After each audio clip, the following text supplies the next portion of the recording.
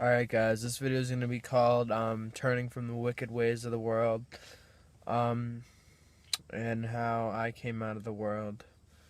So I came out of the world about a week or two ago. I'm very new to this Christian walk.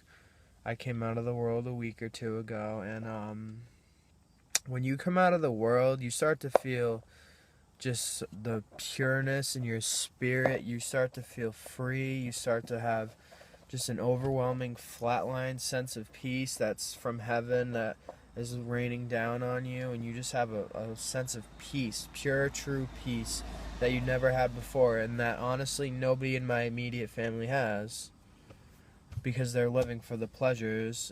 You have to walk the Bible says to walk in the Spirit and don't fulfill the lust of the flesh. That's as simple, dry, like cut and dry.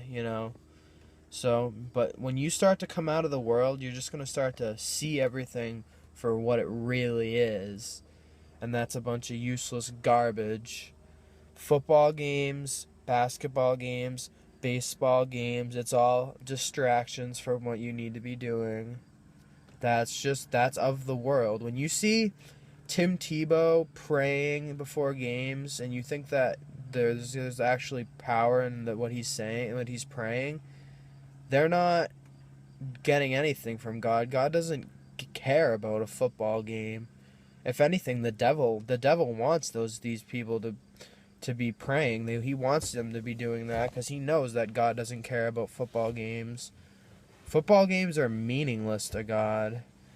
If you call yourself a Christian, you're still tuning into the Sunday Dallas Cowboys game and the Sunday New England Patriots game.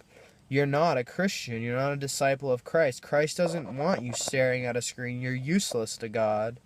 You're useless to God if you're watching the football games and you're taking enjoyment of watching the football games. It's just a bunch of junk. It's a bunch of garbage.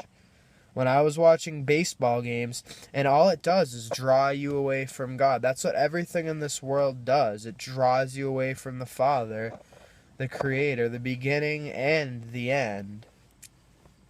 And when the end does come, well, you guys don't even want to know what's going to happen to you because you're in big trouble. But anyways, guys, this is no joke. This is no game.